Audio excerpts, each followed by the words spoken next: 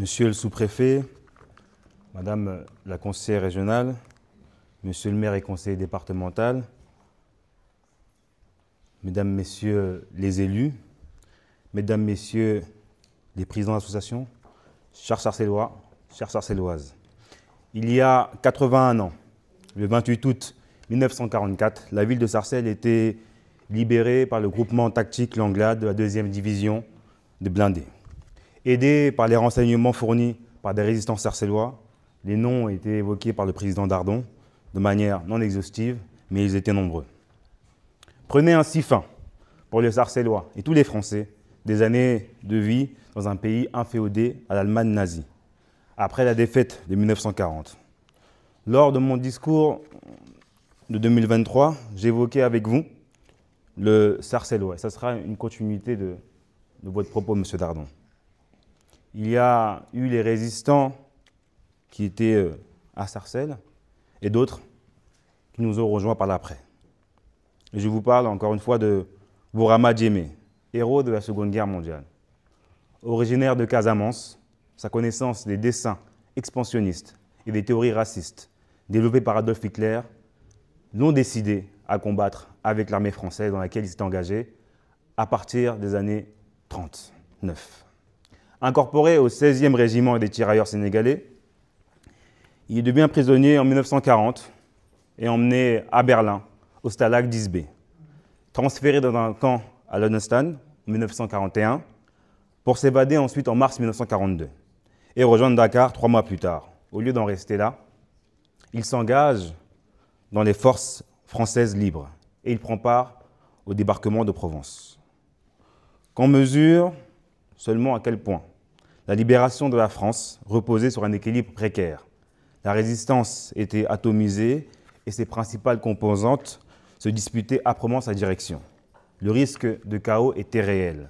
Et pourtant, l'essentiel du territoire national est libéré en 2 mois, entre juillet et septembre 1944, sans qu'une guerre civile n'intervienne, et sous l'autorité d'un pouvoir légitime et souverain.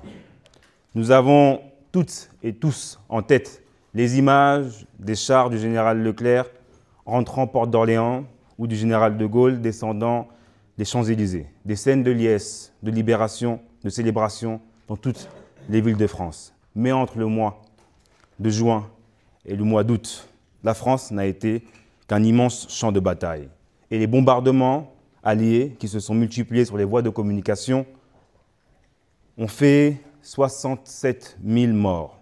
La France libérée, c'est aussi la destruction de 12 000 ponts et ouvrages d'art, 6 000 km de rails et presque tous les ports furent détruits. 500 000 immeubles. La France compte 1 million de sans-abri. Les voies de circulation doivent être rétablies autant que l'approvisionnement en eau, en gaz, en électricité. Il faut déblayer les ruines, faire repartir la production, assurer la survie de la population. En un mot, tout est à reconstruire. En l'espace d'1 an, l'épuration est en grande partie achevée. Le processus électoral est rétabli et des réformes profondes sont entamées. Évoquons à cet égard le formidable progrès social permis par l'élaboration du programme du Conseil national de résistance, adopté à l'unanimité le 15 mars 1944. Celui-ci pose les bases d'un plan complet de sécurité sociale et sera entériné par les ordonnances des 4 et 19 octobre 1945, assurant la création d'un système de sécurité sociale en France. Il faut relire l'exposé des motifs de l'ordonnance du 4 octobre 1945. La sécurité sociale est la garantie donnée à chacun qu'en toutes circonstances, il disposera des moyens nécessaires pour assurer sa subsistance et celle de sa famille dans des conditions décentes, trouvant sa justification dans un souci élémentaire de justice sociale. Elle répond à la préoccupation de débarrasser les travailleurs de l'incertitude du lendemain, de cette incertitude constante qui crée chez eux un sentiment d'infériorité et qui est la base réelle et profonde de la distinction de classe entre les possédants, sûrs d'eux-mêmes et de leur avenir, et les travailleurs sur qui pèse à tout moment la menace de la misère.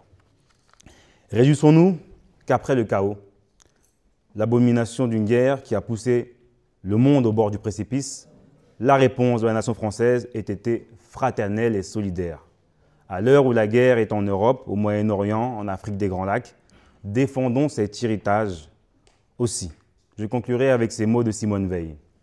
Vous savez, malgré un destin difficile, je reste toujours optimiste. La vie m'a appris qu'avec le temps, le progrès l'emporte toujours. C'est long, mais en définitive, je fais confiance.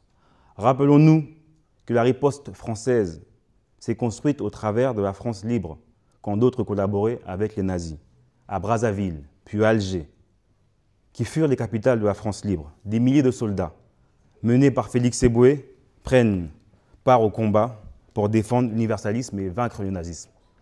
On ne s'importait peu de savoir quelle était la religion de ces soldats, quelle était leur couleur de peau. Et eux-mêmes étaient à des milliers de kilomètres de ce combat contre l'Allemagne nazie. Mais ils ont pris les armes, ils étaient confiants. Ils l'ont fait pour l'universalisme, pour la liberté, pour le respect, pour vaincre les idées nazies. Je vous remercie. Vive la France, vive la République et vive la paix.